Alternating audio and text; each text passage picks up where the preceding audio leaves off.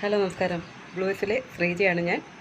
അപ്പോൾ ഞാനിന്ന് വന്നത് ഒരു ചെറിയൊരു കാര്യം നിങ്ങളുടെ അടുത്തൊന്ന് പറയാൻ വേണ്ടിയിട്ടായിരുന്നു. 2 ദിവസം കൊണ്ട് ആകെ ഡള്ളായിരുന്നു. മാനസികമായിട്ട് ഒരുപാട് പ്രശ്നങ്ങൾ നേരിടേണ്ടി വന്നു. മറ്റൊന്നുമല്ല, ഞാനൊരു ടുഗദർ ലൈവ് ഇട്ടു. അതിൽ നിന്ന് എനിക്ക് മോശം അനുഭവം ഉണ്ടായി. അത് വളരെ എന്നെ ബാധിച്ചു, എൻ്റെ മനസ്സിനെയും. അപ്പോൾ 2 ദിവസം കൊണ്ട് എൻ്റെ ലൈവ് കാണുന്നവർക്കറിയാം, ആകെ ഡള്ളായിരുന്നു. എല്ലാവർക്കും വരുന്നവർക്കും എല്ലാം അതിൽ വിഷമമായിരുന്നു. അപ്പോൾ എനിക്ക് പറയാനുള്ളത്, നമ്മളൊരു ടുഗദർ ലൈവ് ഇടുമ്പം അതിൽ വരുന്ന ആൾക്കാരും അല്ലെങ്കിൽ അതിൽ സഹകരിക്കുന്നവരും എല്ലാം ഹാപ്പി ആയിരിക്കാൻ വേണ്ടിയിട്ട് മാത്രമാണ്.